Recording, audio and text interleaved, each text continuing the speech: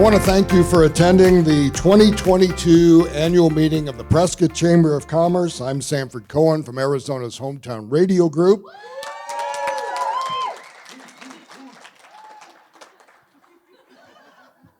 It's too late for Christmas bonuses.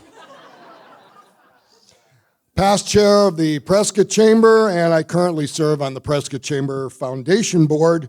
And if you would, please stand and let's start with the Pledge of Allegiance. I pledge allegiance to the flag of the United States of America and to the republic for which it stands, one nation, under God, indivisible, with liberty and justice for all. Thank you. You may be seated. Except, I would like to invite any military veterans to stand and be recognized for their service.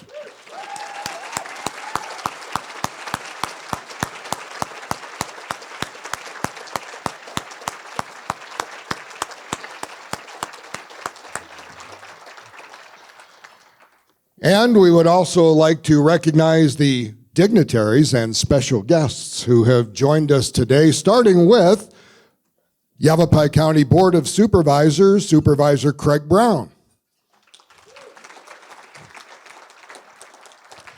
From the City of Prescott, City Council members Jessica Hall, Brandon Montoya, Eric Moore, Clark Tenney, Steve Sischka, Mayor Pro Tem Kathy Rusing, and Mayor Phil Good.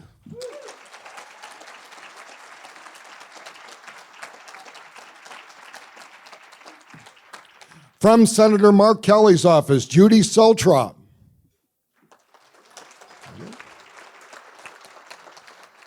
And from NACOG, the regional director who has served for 45 years, Terry Drew.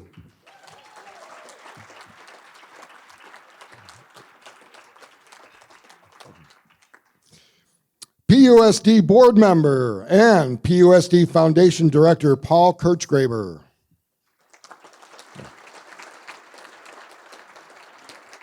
Oh, PUSD board members in attendance, please stand if you are on the school board.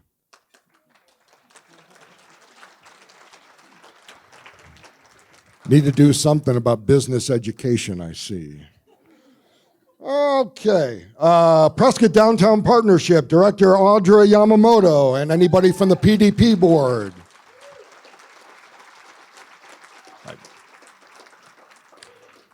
The Director of the Regional Economic Development Center for Yavapai College, Karen Jones.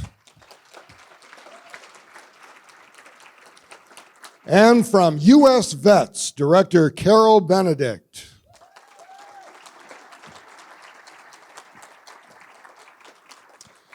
And now, a thank you to our sponsors. And as you might imagine, the Prescott Chamber of Commerce has been very active with sponsorships.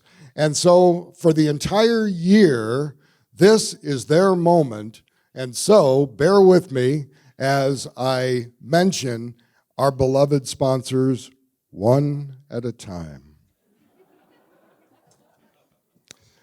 Set your watch.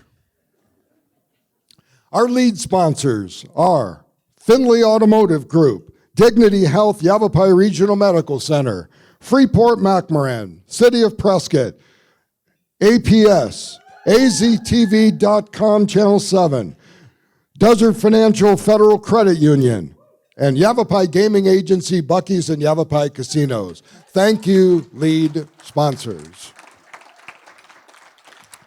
Then we have our premier sponsors, Pepsi, Thumb Butte Medical Center, Lifeline Ambulance, Prescott Regulators and their Shady Ladies, The Daily Courier, Residence Inn by Marriott, Spring Hill Suites, and Ponderosa Hotel Management, 1AZ Credit Union, Rox Media Group, and Arizona's Hometown Radio Group.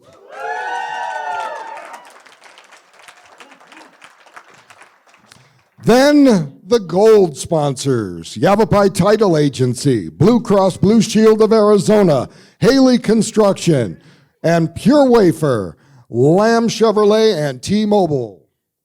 Our silver sponsors, Fan Contracting, Foothills Bank, AARP Arizona, Home Concepts, Custom Remodeling and Renewal by Anderson of Arizona. The bronze sponsors, Affinity RV, American Pacific Mortgage, Touchmark at the Ranch, the Dells Prescott, Prescott Outpatient Surgical Center, and Better Business Bureau, Yavapai Campus, ADA Hotel Signs, Goods from the Garden, and Drake Cement.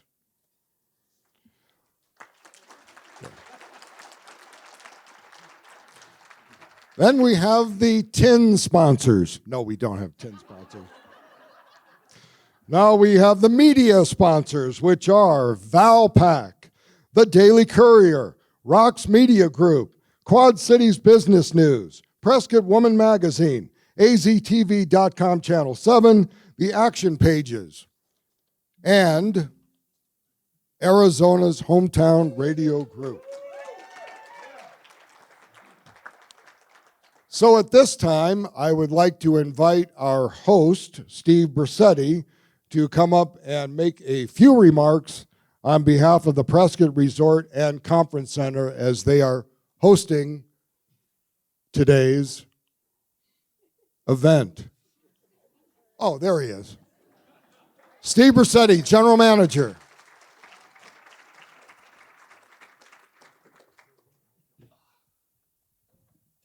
So now I get to mention the zinc to uranium sponsorships.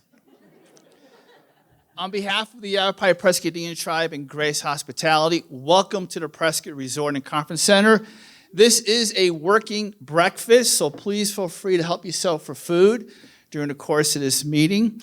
And before I leave the stage, let's give a special shout out to the amazing Prescott Chamber of Commerce staff, Sherry Heine, Stephanie Molzan, and Vanessa Perkins. Thank you.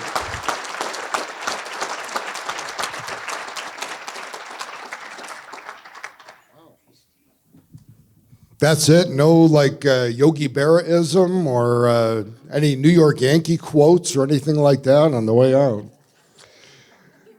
Well, amongst the other entities that we'd like to offer some thanks to, we want to say thanks to Signals for providing the video for the annual meeting.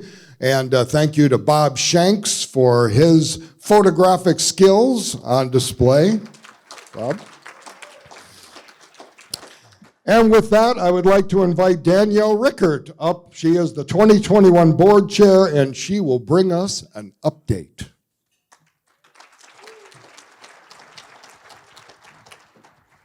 All right, good morning, everyone. Is everyone enjoying breakfast? All right. Well, I'm going to do some work. You guys enjoy. There will be a few of you asked to stand, and there's going to be lots of clapping, I'm sure. Okay, so it's been a very busy year for the Prescott Chamber of Commerce, and I would like to thank you, the members of our board of directors, ambassadors and staff, and volunteers that made 2021 a fantastic year.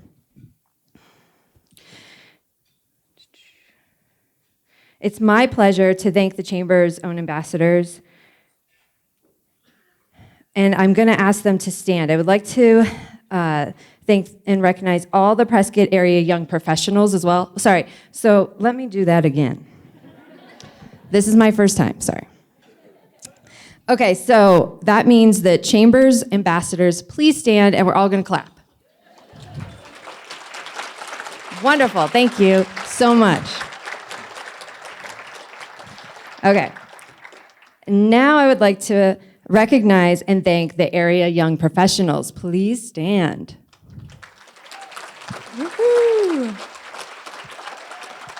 Thank you, guys.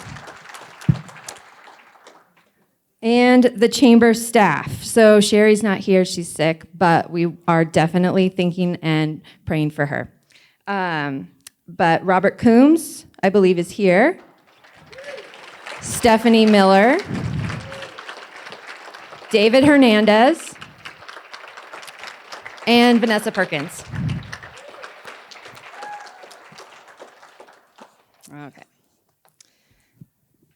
So I would also like to introduce the 2022 Board of Directors and Chamber of Commerce Foundation board members. And I'm going to ask you to stand as I call your name. So our executive board chair will be Mackenzie Rogers from APS. The chair-elect is Simon Carter from Freeport McMoran. He's here. Not sure. I'll be the past chair. From Sir Speedy, printing, shredding. Got to take my opportunities, okay. Secretary Sean Trobia from AARP Arizona. And Treasurer Jillian Haley from Haley Construction. Looks like nobody's here. Okay. At large, Joe Howard, Prescott Unified School District. And also Jamal McCoy from Finley Automotive Group.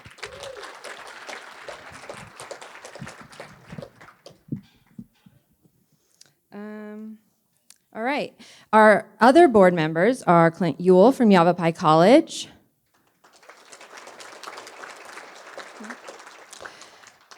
Kenneth Bausch from Dignity Health Yavapai Regional Medical Center. Woohoo! We have somebody came. All right. Cody Ann Yarns from Home Right Real Estate and Rent Right Management Solutions. Margot Christensen from Ponderosa Hotel Management Services. Woo! All right, way to be here. Dawn Lukes from Foothills Bank. We're gonna clap anyway. It's all good. It's all good. Continue. Megan Smith from Prescott Newspapers. I know she's here. Greg Raskins from Raskins Jewelers. Okay. All right, and now the Prescott Chamber Foundation board members. We have Mike Fan will be, from Fan Contracting, will be the chair. Is he here? No. And Darla DeVille from APS will be the vice chair. Woo! Lenora Nelson from Bennett Oil will be the past chair. Thank you so much for your service. And Suzanne Springer will be the treasurer. Joe Howard at large. And also Sanford Cohen at large. Woo! Okay. All right, can I get a motion to accept the 2022 Prescott Board of Directors and Foundation Board as presented? Thank you, Sanford. Can I get a second? Thank you, Mackenzie. And all in favor? Aye. All right. Motion passes. See, we're getting work done. The board continued the work on the vision, mission, core values, and strategic focus of the Prescott Chamber of Commerce. The vision of the Prescott Chamber of Commerce is to be the premier advocate of businesses, economic development, and tourism in Prescott. The mission of the Prescott Chamber of Commerce is to provide leadership and resources to create a vibrant business environment for Prescott. Our core values are honesty, loyalty, integrity and trust, collaborative, accountable, inclusive and welcoming, innovative, and excellent service. The Prescott Chamber of Commerce is committed to the following strategic areas over the next 3 years. As a catalyst for business growth, a convener for leaders and influencers, and champions for a stronger Prescott. We focus on 4 key dimensions, including purpose, stakeholders, leadership, and culture. We identify 8 influences with action plans to achieve our goals. First, we have the nature of belonging and gathering. Second, communication and technology. Third, scarcity and abundance. Fourth, resource alignment. Fifth, global impacts. Sixth, population shift. 7, political and social fragmentation. And 8, leadership. Not to mention, we have a good time. We do laugh. It happens. Our top accomplishments between the Prescott Chamber and Prescott Chamber Foundation, now wait for it, we've won over $820,000 in grants. That's pretty amazing. We've worked with stakeholders to create strong partnerships such as Arizona's Christmas City and continued quality programming to support business needs. Owning a historical building is an important role, and we are in phase 3 of maintaining the building, which includes replacing our HVAC and roof, repair along with replacing upstairs windows. I don't know if you've heard about the mushrooms. Apparently Sherry doesn't like them. We're gonna get rid of them. We will start a capital campaign to raise $60,000 for the upgrades and repairs needed. We want to thank Haley Construction for overseeing the work and maintaining our historical building.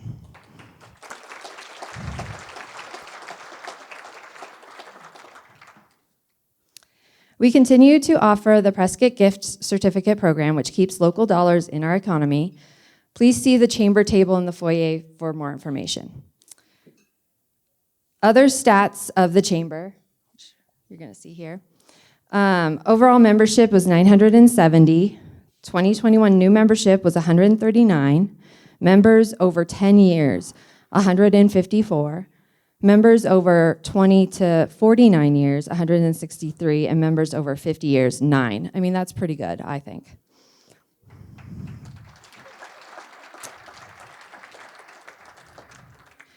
Some stats for the Visitor Information Center would be phone calls over 16,000, walk-ins over 25,000, walking tours 1,000, relocation and visitor packets over 600, website and page visits 406,205, social media followers over 8,000. That's pretty good for social media. That's really good. Just in case you didn't know.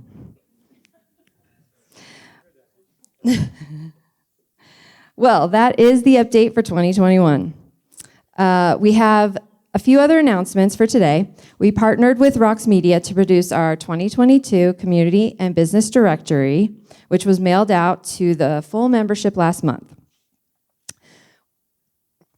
We're happy to announce the 41st Annual Bluegrass Festival dates, sponsored by Lamb Chevrolet, for June 25th and 26th in 2022. And our headliner band this year will be the Central Valley Boys. New sponsorships are available. See Sherry for details. Sponsorship forms are on the chamber table. As a nonprofit organization, we're funded by membership dues and sponsorship, and we're accepting sponsorship for 2022. So please see Sherry for details if you would like to support the Chamber of Commerce. On behalf of the Prescott Chamber, that concludes our annual update, and we want to thank everyone for a very successful 2021, and I'm really looking forward, and I hope that you are too, for an excellent 2022. Now it's time to hand the gavel over to my cohort.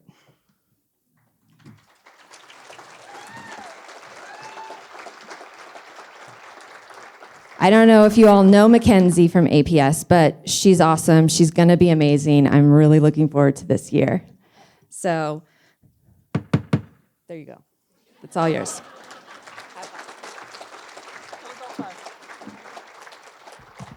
I told her not to throw it at me, and she kept her promise. Okay, so my first order of business is to recognize our outgoing chair and board member, who have served their term as board member. So thank you, Danielle. It was a great year, and on behalf of the board, membership, and staff, we want to thank you for your leadership. Woo-hoo.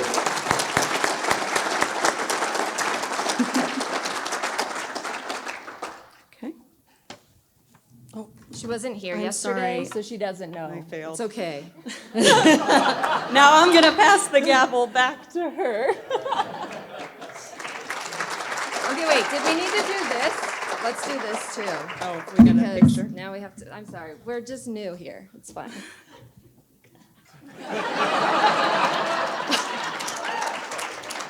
Wait, Danielle. Yes, I missed the dry run, so bear with me. We'd also like to thank Suzanne Springer for serving on the board of directors from 2015 to 2021, chairing the board in 2019, and now serving on the Chamber Foundation Board. Suzanne couldn't be here today, but we love her anyways, so please round of applause.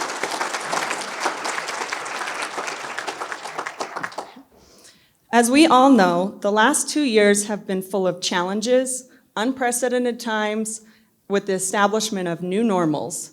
We are proud to say that during this time, the Prescott Chamber of Commerce has taken the lead, adapted, grown, and found new and innovative ways to continue to serve our members. Additionally, your chamber has been unwavering in their support of Prescott area businesses, from offering access and information about CARES funding to providing resources and support for businesses struggling to hire or make ends meet. The Prescott Chamber of Commerce recognizes that business never stopped, and neither did we.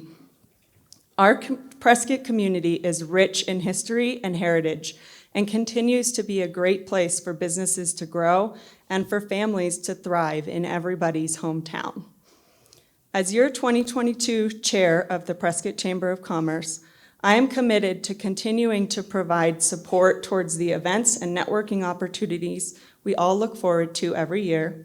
My personal favorite is the tradition of the courthouse lighting in Arizona's Christmas City. This time-honored tradition highlights Prescott as the special and unique city that we are. Through partnerships and collaborations across the Prescott business community, we have continued to upgrade the holiday displays every year and maintain the magic of the event. And how about those fireworks this year?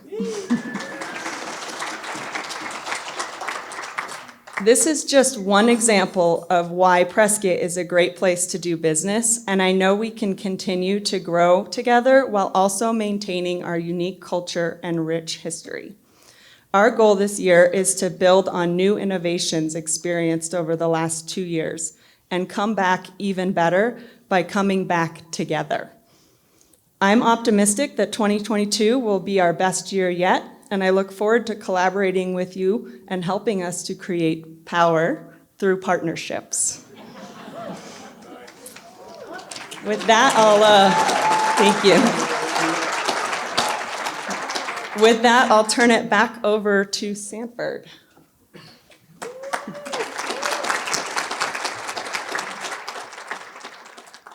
All righty. Well, thank you, Mackenzie. Congratulations on being named the chair, and we wish you lots of luck. Although skill helps, and you'll be doing great. Well, I'd like to go ahead and take a couple of moments to introduce our speaker this morning, providing us with the State of the City address. Phil Good was born and raised in Sacramento, California.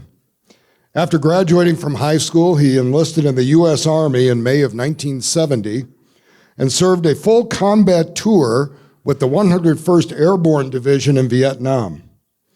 He received the Bronze Star Medal, the Air Medal for over 50 combat assaults, a Combat Infantry Badge, Vietnam Cross of Gallantry with Palm, Vietnam Campaign Medal with 2 Bronze Stars, and several others. Following his service, he earned a bachelor's degree in biological sciences from Cal State Sacramento, graduating magna cum laude.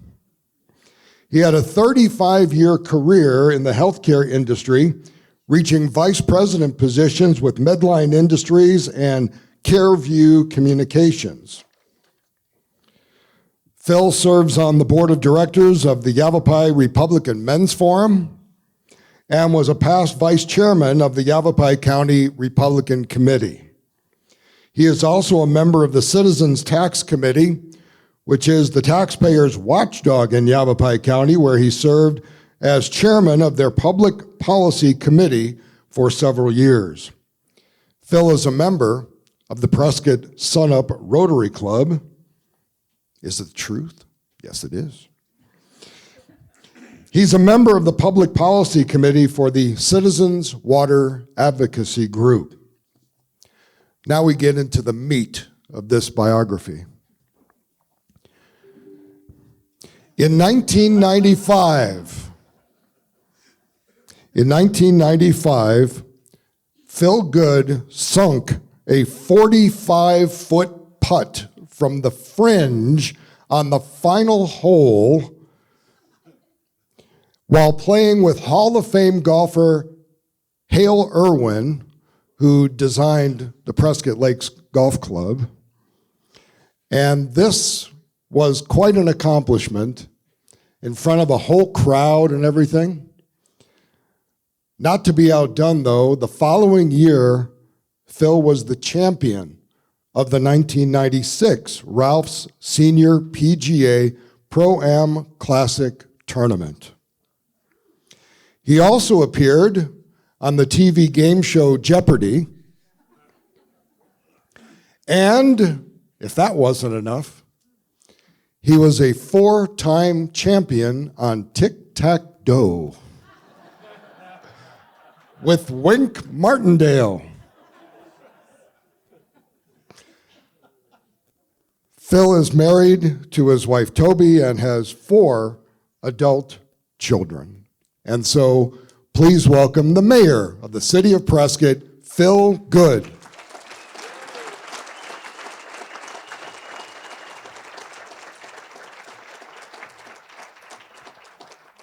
Thank you, Sanford.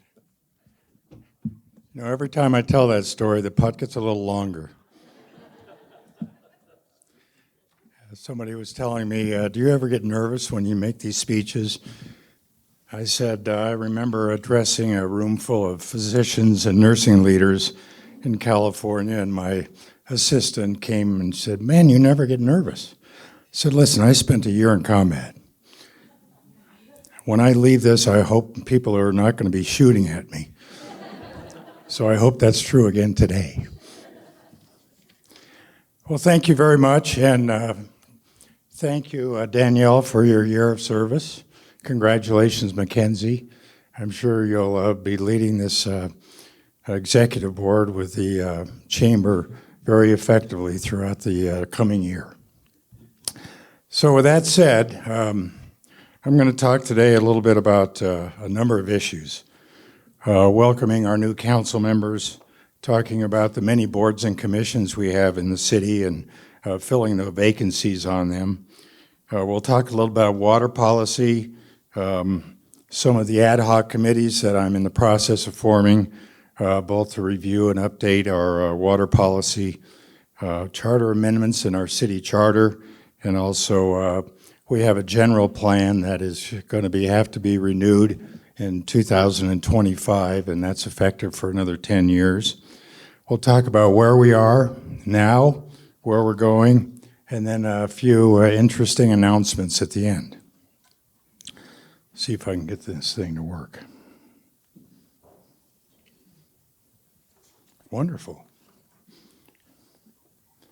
So I'd like to start off by congratulating the new members of our city council, Jessica Hall, who's here, Brandon Montoya, Eric Moore, and my Mayor Pro Tem, Kathy Rusing. So welcome them to the council.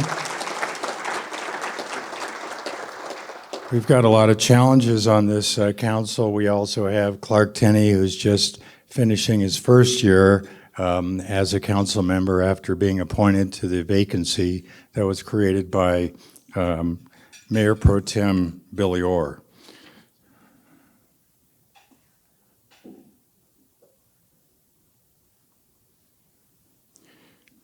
Is that working? Yeah, it is.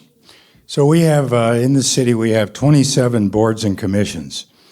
And those various commissions and boards provide decisions on some important aspects of city management and of many advisory boards as well.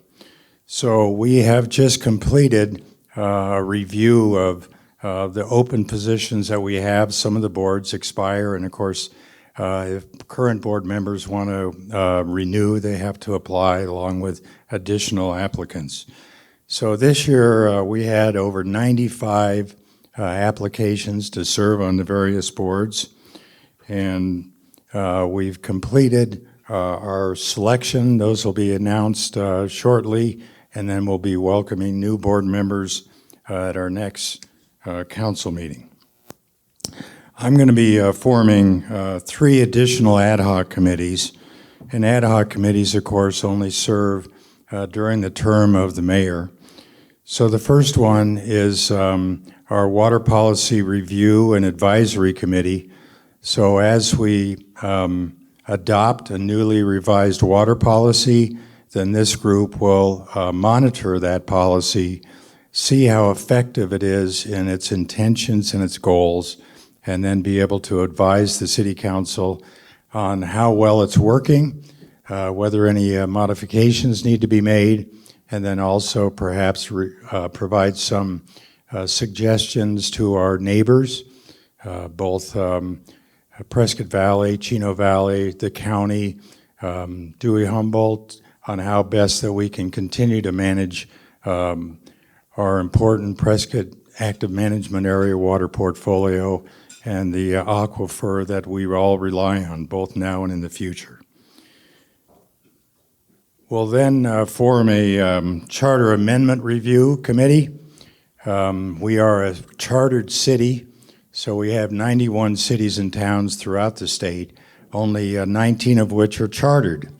So we actually have our own city constitution, if you will, that we are allowed to be able to make decisions locally that aren't necessarily overridden by our state legislature. And I think a lot of you would agree that if we can manage our own issues locally, we're a lot better shape than having Phoenix and the state legislature decide those issues for us. Thank you. We'll then move on to forming an ad hoc committee for our general plan. We're required to have a voter-approved general plan every 10 years. So the last one was 2015. So we'll be forming that a little bit later this year and be able to have a broad representation in the community to take a look at where we're going as a city and then recommend a plan that will help us decide how we're going to be moving forward in the next 10 years. So that will be probably on the 2024 ballot, and then it'll go into effect in 2025.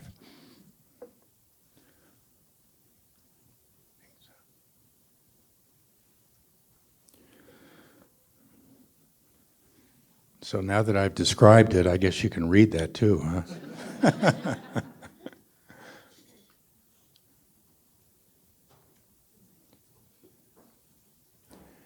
So let's take a look at the overall condition of the city.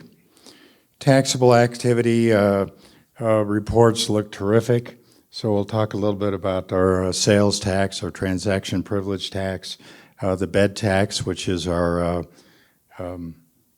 tax that is generated from visitors and people staying in our hotels, and then also the ongoing challenges with the pension fund, PSPRS.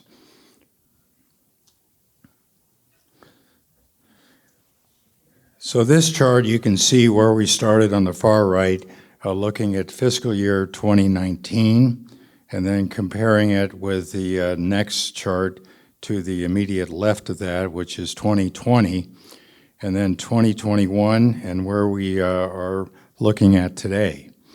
So I think if you look at a couple of highlighted areas, let's see if I can get this to work.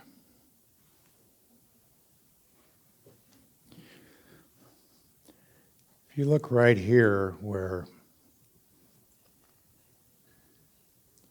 retail sales have held up pretty significantly, construction actually was pretty dramatic over 20 and 21 as more and more residential developments were actually being built. So a lot of that construction activity was evident both in 2021, and now we're starting to see a slowdown in that. I think most everyone who's involved in construction knows that we're seeing some very substantial delays in being able to deliver product to the work site, being able to have sufficient labor to put that together. I was talking to someone recently who said right now a major order for drywall is a 38-week lead time. So you can imagine, maybe you get your 2x4s and your uprights and other things, but you got to wait 3, 4, 5, 6 months for the drywall to show up. Obviously, if you're expending capital to get that building done, it's a real challenge to be able to commit that and then have to wait until the rest of the materials show up so you can complete your construction. So I think we're starting to see that, and there's no question that delivering those materials with the extremely increasing cost of gasoline and diesel also generates more and more cost.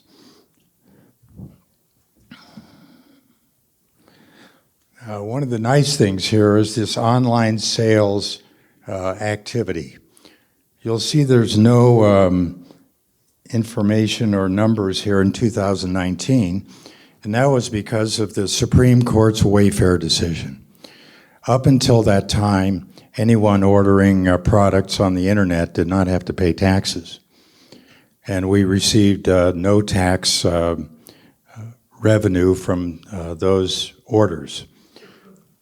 So in 2020, with the Wayfair decision indicating that orders placed online now had to pay taxes for the local taxing entity, we saw the numbers start and grow tremendously. So actually, when you look at how much tax revenue was generated in 2022, and this is just year to date, compare that to the drop in construction spending, it almost evens it out.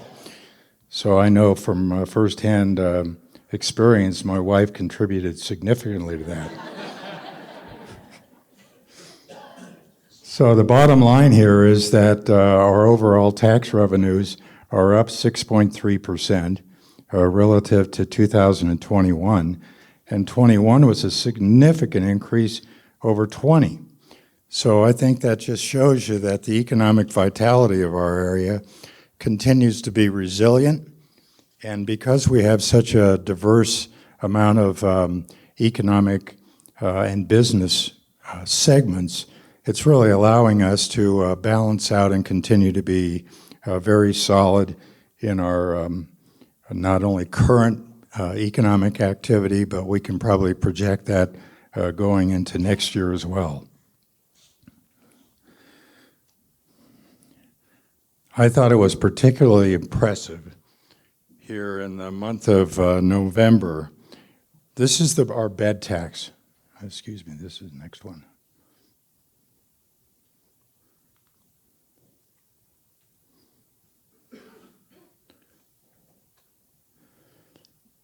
Yeah, I thought our bed tax was a pretty strong indicator of where we stand as a continued attractive community for both new residents and visitors and tourists. If you look at, I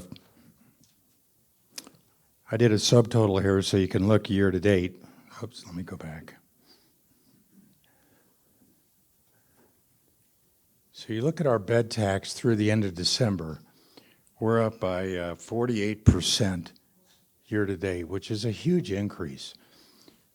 When we saw the pandemic and a lot of the concerns about visitation, we saw a pretty significant drop-off in bed tax collections and the number of people that were visiting the area, staying in our hotels. But I think now that, for the most part, we've never really indicated or imposed any of the mask mandates or some of the other shutdown decisions throughout the state, and I think there were a lot of people throughout the state that wanted to come to Prescott because they knew they could get away from that and be able to enjoy our great community here.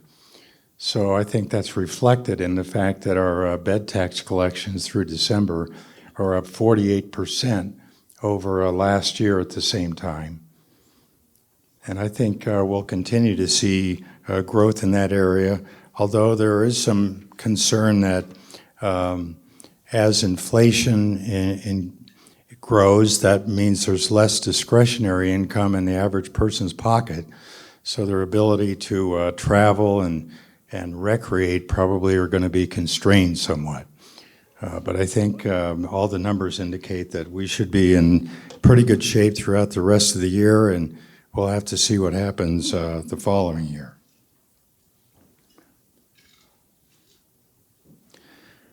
So let me talk a little bit about Prescott Regional Airport. As you know, that was one of my main campaign issues when I ran for mayor, and I'm absolutely convinced that our growing capacity and activity throughout the airport will be the economic driver that we can expect to really help our city grow and our businesses grow throughout the coming years. Right now, we are the 17th busiest airport in the entire United States. Most people don't realize that. Now, we actually were about the same number of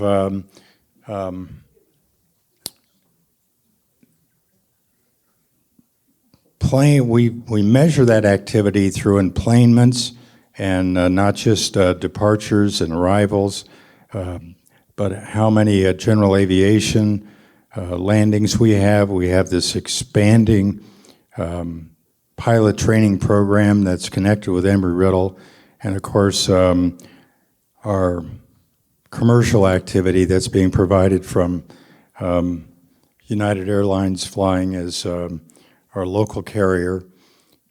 Right now we have, as you know, 3 departures daily, 2 to Denver and 1 to Los Angeles, and we are in a subsidized airport for essential air service, but it continues to grow in its capacity. So we've had a number of other airlines that have approached us to actually provide additional service, but one of our challenges is being able to have a long enough runway. So right now we've been able to get a substantial amount of support from the FAA to lengthen our runway, and with that we'll be able to handle heavier aircraft, more frequent departures, and I know for a lot of people that have moved into the area around the airport, some of the smaller planes will be able to take off more rapidly and gain altitude so they're not kind of buzzing the backyards. We expect with this growth in activity to be able to be probably in the top 10 of all airports in the United States within 3 years. And of course, we're the number 3 airport in the entire state of Arizona.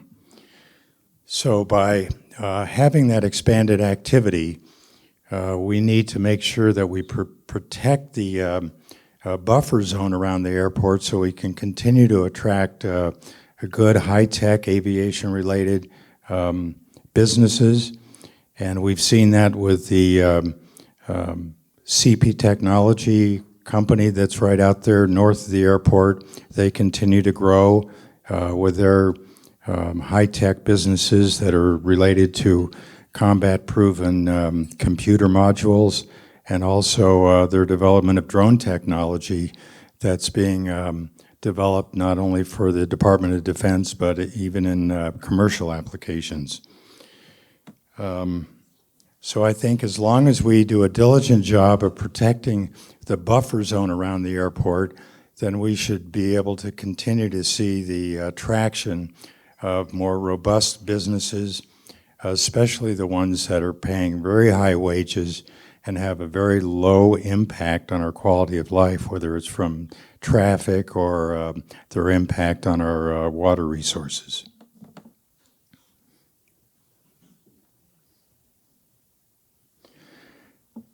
Public safety, I'm proud to support our continuing public safety services, both police, fire, ambulance.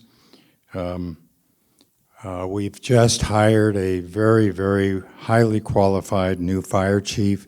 His name is Holger DeRay. He comes to us from Boulder, Colorado, and he will be starting in his position on the 14th of March. So he's already made a couple of visits here, scouting out a new home.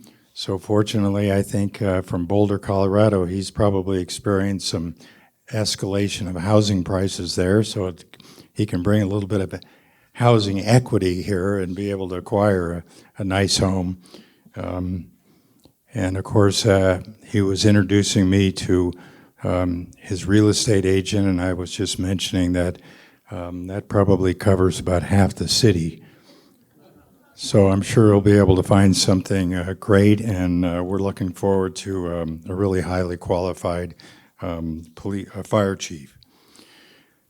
With the expansion and growth of the city, we are seeing more and more development in North Prescott, but we really haven't expanded our ability to provide public safety to all those new residential areas.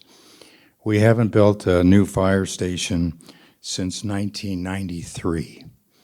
So that's almost 30 years. And we've grown substantially since then. And now we're having challenges being able to have the equivalent response times for people who need emergency response, whether it's legitimate fire issues or medical conditions. So even though developers that we've talked with would say, oh, sure, I'd be happy to provide you a few acres for a new fire station. Well, I'd like to see exactly where that is. I'd like to see the deed for that land, and then I'd like to see us to start budgeting for the bricks and mortars to be able to build that fire station, be able to provide the vehicles, be able to staff it, and then make sure that those new residents have the same expectation of emergency response at a equivalent time that everybody else lives here. We just approved the acquisition of a 120-foot ladder truck in our fire department because the one we have will be no longer certified for use in 2 years. But it takes right now a 2-year lead time just to get a truck like that built. So that just shows you the ongoing kind of supply chain challenges that we're seeing. And I expect that we probably will need maybe 3 more additional fire stations over the next several years if we can budget it and get it built so that we can provide the safety and response times that you all have a right to expect.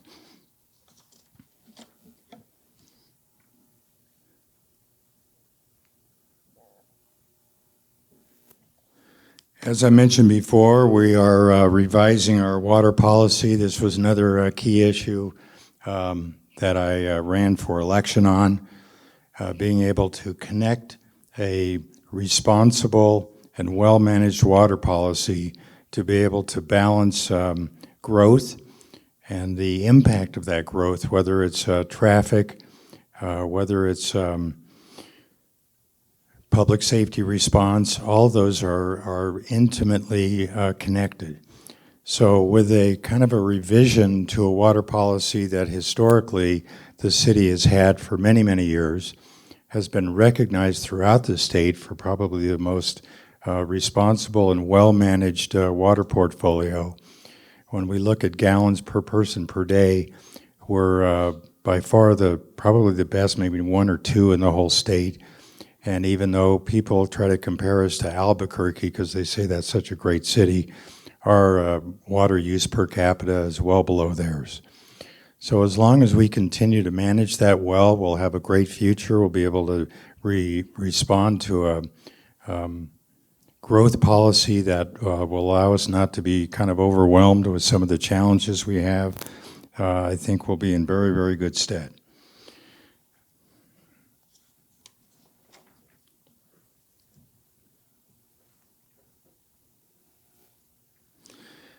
talk about a little bit about development. I think we've all seen the growing development around Deepwell Ranch. We have the Saddlewood connection, which originally was going to be called Antelope Crossing, but then they realized there's not going to be any Antelope Crossing anymore. So they changed the name to Saddlewood. So this is the first development that was developed right west of the airport across 89, between 89 and Willow Creek Road. 297 lots in that area right now are 90% built out. And then farther west across Willow Creek Road, we have the Westwood development that's rapidly being developed. We have 271 lots there that is about 51% built. So you can see that that adds up. If you figure maybe 2 people per home, we now have about 830 new residents in that area alone. So being able to, again, provide appropriate public services to them continues to be a challenge, and we have to try to be a little bit ahead of the game rather than trying to respond after we have huge challenges. There's a development called Eastwood that's at least been mapped out. Right now there's no platting has occurred there. And we're starting to look at a new development called South Ranch, which is kind of like at the intersection of Pioneer Parkway and Willow Creek Road. So they're proposing about 158 lots in that area. And of course, you've probably seen the Hidden Hills development. You may have not actually seen the development itself, but you've seen the big V-shaped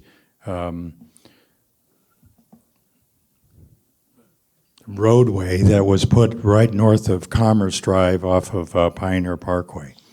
So that has connection with the Deepwell Ranch development, 151 lots in there, and actually they're proposing adding another 20. So that's 171 lots or 171 homes, and again, maybe 2 vehicles and 2 people per home. That's another 350 residents in that area. So that's a lot of additional traffic that we have to deal with and be prepared to provide all those public services.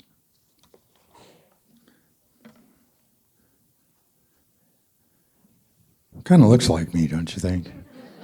Nice finish, by the way. Wonder where they got that picture. So where we're going, we have our new city hall that most people are aware of. That's the old National Bank building. Not old, it's in pretty good shape, actually. It's got really good ability to serve our city for many, many years in the future. So that's right there at Sheldon and Montezuma. So we've moved a number of departments over to the building already. We expect probably as some of the current tenants relocate that we should be fully moved by Q4 of this year. We now are out for the RFP for request for proposal for the old City Hall. That RFP closes on April 7th, so we hope to see a substantial proposal to redevelop the City Hall property. And we expect that. I just asked the city for an update on where we stand for the cost. A lot of people are saying, well, wow, you spent all that money for that new City Hall building. Where did it come from? That was $7.55 million. So far, we've paid it down to about $4.9 million, and we will continue to collect lease payments from the National Bank and some of the other tenants. And we've made a commitment as a council that every single parcel that we are able to sell will go to pay down that debt. So we expect that to be paid off in the next couple of years as well.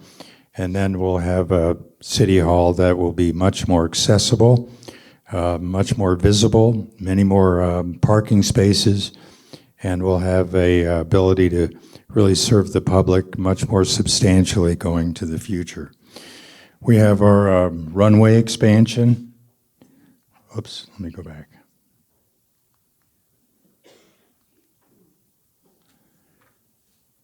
We just had a tour of the regional FAA manager. Mike Williams was out last week and went with us on a tour of the whole facility there. So we continue to be a very high priority for FAA funding. The FAA considers us one of the poster children for community support, being able to expand capacity and having the FAA provide 95% or more of the funding for this.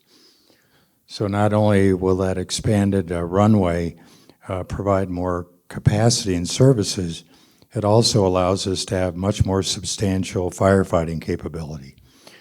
We have some of these huge slurry bomber tankers that are quite frankly too large to be able to service our area should we have a very severe wildfire challenge. But with that expanded runway, we should be able to support that as well. And you know, that's ultimately the real challenge for a government, is to make sure that we protect its citizens. So being able to have firefighting capability should we have a wildfire, the more capability we have for fire suppression, the safer we'll be. Key city leadership. We're still looking for a replacement of our city attorney. We have been doing a search for qualified candidates over the last several months. We should be looking at final candidates here in the next actually few weeks.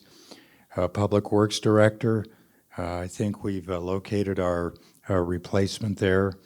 We can't announce it yet, but I think we're very close to having an accepted offer. We also will have a city engineer that worked for the Public Works Director, and then our Human Resources Director has also decided to retire, so we'll be looking for a replacement there.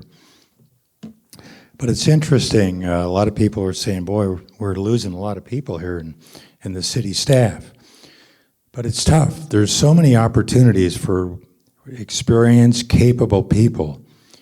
And I'll give you an example. We hired a water attorney from Las Vegas about a year ago.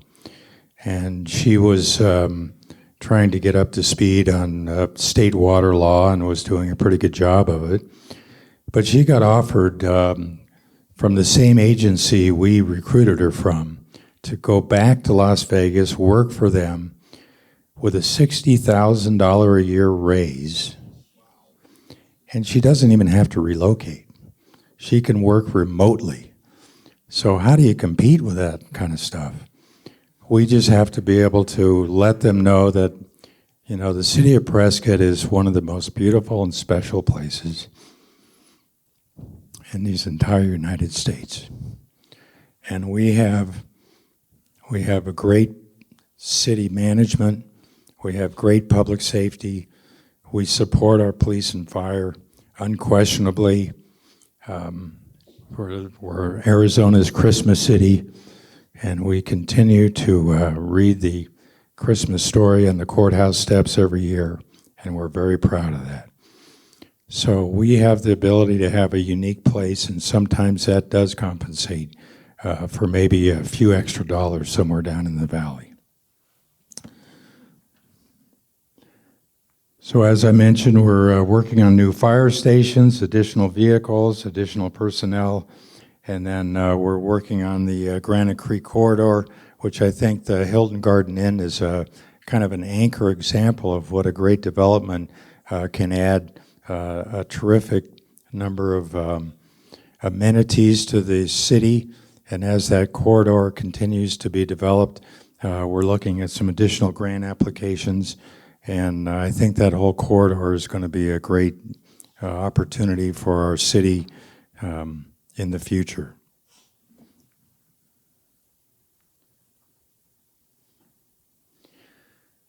So we've just replaced our fixed base operation unit out at the airport, which provides repair and fuel capability for general aviation and other aircraft.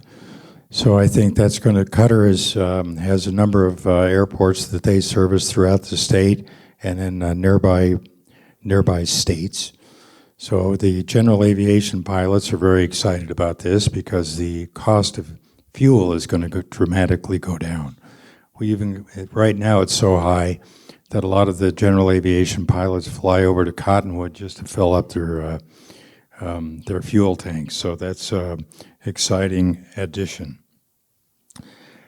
Fedex, which I think most people have seen, has broken ground. I was out there a week ago looking at the foundation, 220,000 square feet to be a logistics hub for northern Arizona. They're going to start off with probably 80 well-paying hourly positions out there, potentially going to 3 shifts, and probably within a year they're going to have air freight capacity as well.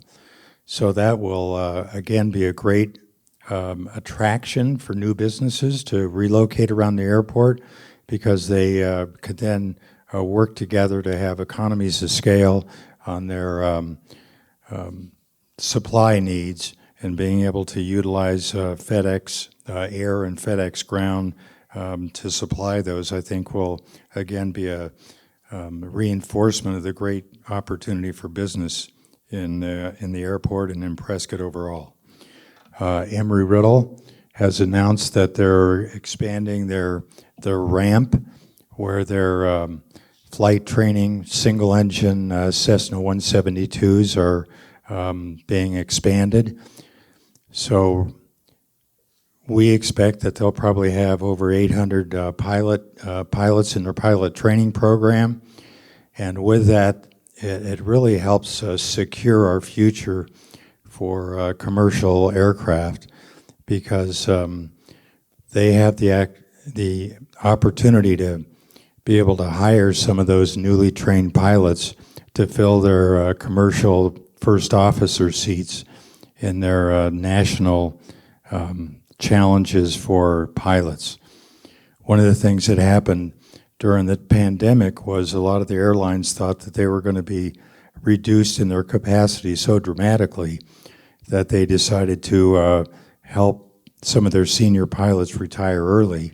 And now that the economy is roaring back, they don't have enough pilots to be able to fill their scheduling. So with the pilot training program coming out of Embry-Riddle, every graduate from Embry-Riddle gets a 500-hour credit against their required 1,500 hours of training, and that's a substantial benefit. If anybody's ever taken any commercial flight training, you usually have to pay about $100 an hour or more. So you can imagine what 500 hours in credit translates into. That's saving $50,000 in the cost of getting a commercial transport license.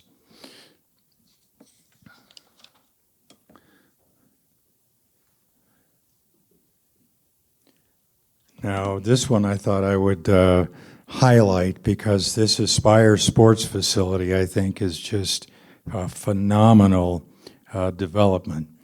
This is the old Sears building on the Gateway Mall. So we've got a group here that is going to put in 100,000 square feet of sports, various sports indoors, including 13 pickleball courts, a full-size basketball court where they acquired the parquet floor from one of the Pac-12 Division I schools to be able to have a top-notch basketball court inside, 4 indoor golf simulators. You probably see me over there playing the Masters. So yeah, in that simulator area, you can play the old course at St. Andrews. You could play Augusta, Pebble Beach. It's terrific. Then we'll have an outdoor, an adjacent putting green with 9 holes there, billiards,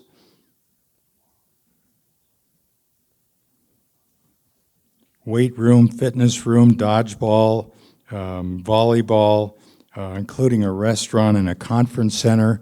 And I met last week with some of the financiers that are planning on bringing in a new hotel to actually be built right there in the parking lot next to the Aspire Sports facility.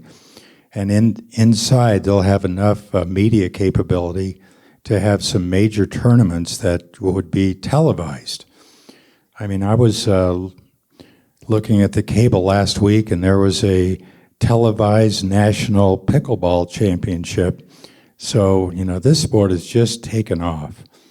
I know it was a little bit controversial about 4 years ago when they put the first courts out there at Pioneer Park, but now they doubled the size of that. We've got the Prescott High School putting some pickleball courts in their areas. And with this facility, I can just see this as kind of a national destination, because they're even going to have some outdoor restaurant capabilities. And I think it's just going to be able to regenerate in the entire Gateway Mall to make sure that continues to be a viable location, both for interior activities and things on the outside of the periphery. So when you look at all the things that are happening,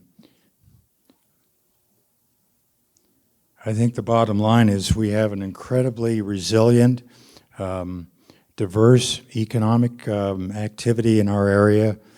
We can look forward to a bright and exciting future, and I'm really proud and pleased to be able to lead the city in that direction. So thank you all, and I appreciate it.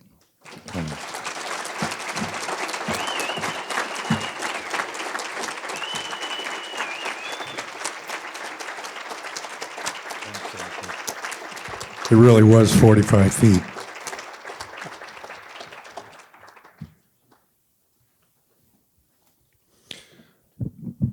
So just as a point of perspective, when you hear the word traffic, to us, that's an audience. Just saying, the more time you spend in traffic, the more opportunities we have to grab your attention. So,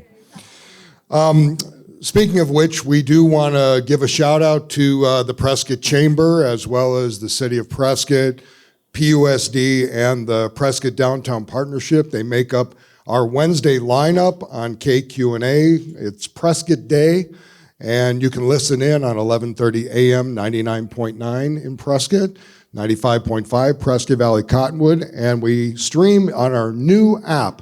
It's the AZ Hometown Radio app. You can go to your app store and download it, and you'll be able to take any of our stations with you since you must drive hands-free. And as long as you have a Bluetooth, you can take us along with you, even our stations over in Lake Havasu. So with that, on behalf of the Prescott Chamber, I want to absolutely thank all of you for attending today's event, and want to say a thank you to our members, sponsors, volunteers, ambassadors, board members, and staff for all their enthusiasm and teamwork. And we are very optimistic, as you can see with those numbers, for a very successful year for all of our business members from Prescott through the Quad Cities area to Baghdad and beyond. Remember to shop Prescott, start here, and have a wonderful day.